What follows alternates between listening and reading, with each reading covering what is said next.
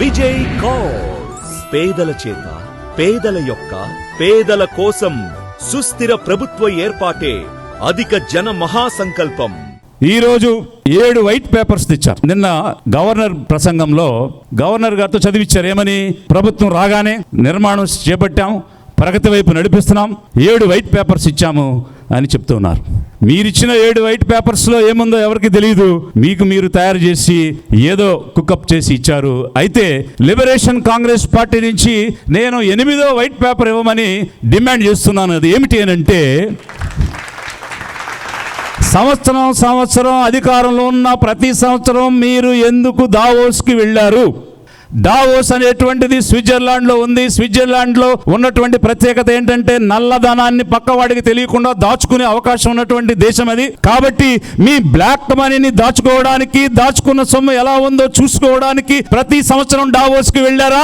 లేక ఇన్ని సంవత్సరాలు వెళ్ళినా ఓ Davos man, dear mister chief minister Chandrababu Naidu garu, 8వ వైట్ పేపర్ మీరు రిలీజ్ చేయండి. మీరు ఎన్నిసార్లు దావోస్కి వెళ్ళారు? ఎన్ని కోట్లు ఖర్చు పెట్టారు?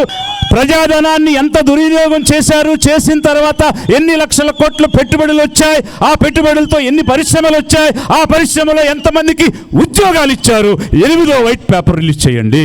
మరొక వైపు ఈ పాలనలో ఏం జరుగుతుందంటే ఈవెంట్స్ వర్సెస్ ఎడ్యుకేషన్. అంటే ఈ రాష్ట్ర కూటమి ప్రభుత్వానికి ఈవెంట్స్ మీద శ్రద్ధ ఉందా, ఎడ్యుకేషన్ మీద శ్రద్ధ ఉందా?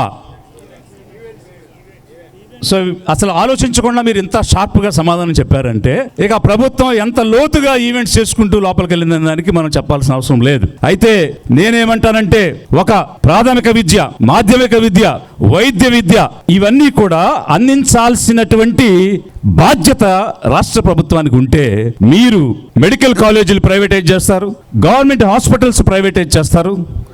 ఎందుకు అనంటే నిధులు లేవని చెప్తారు. నిధులు లేవా మీ దగ్గర? నిధులు లేకపోతే 10 కోట్లు పెట్టి యోగా కార్యక్రమం ఎలా నిర్వహించారు? ఒక్కరోజు యోగా చేస్తే 60 కోట్లు ప్రభుత్వం, 300 కోట్లు జనం ఖర్చు పెట్టారని చెప్తూ ఉన్నారు. 300 కోట్లు ఖర్చు పెట్టిన యోగా వల్ల కనీసం 300 మందికైనా యోగా వచ్చిందా? యోగా అభ్యసించి ఆరోగ్యం మెరుగైందా? వైట్ పేపర్ రిలీజ్ చేయండి.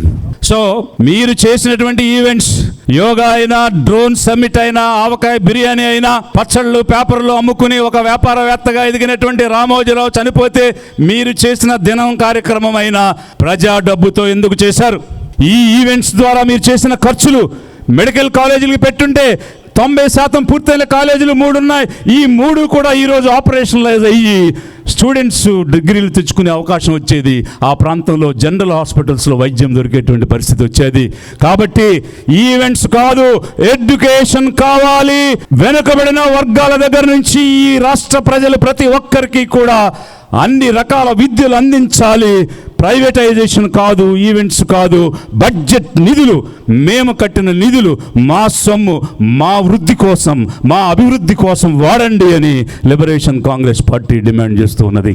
Gautama Buddha, Sant Kabir Das, Mahatma Jyotirao Phule, Savitribai Phule, Shaikh Fatima, Narayana Guru, Sahu Maharaj, Birsa Munda, Periyar, doctor BR Ambedkar, Nelson Mandela, Martin Luther King, ఎందరో మహనీయుల సిద్ధాంతాలు, యోధుల ఆశయాల సమ్మేళనం. దళాధిపతి విజయ్ కుమార్.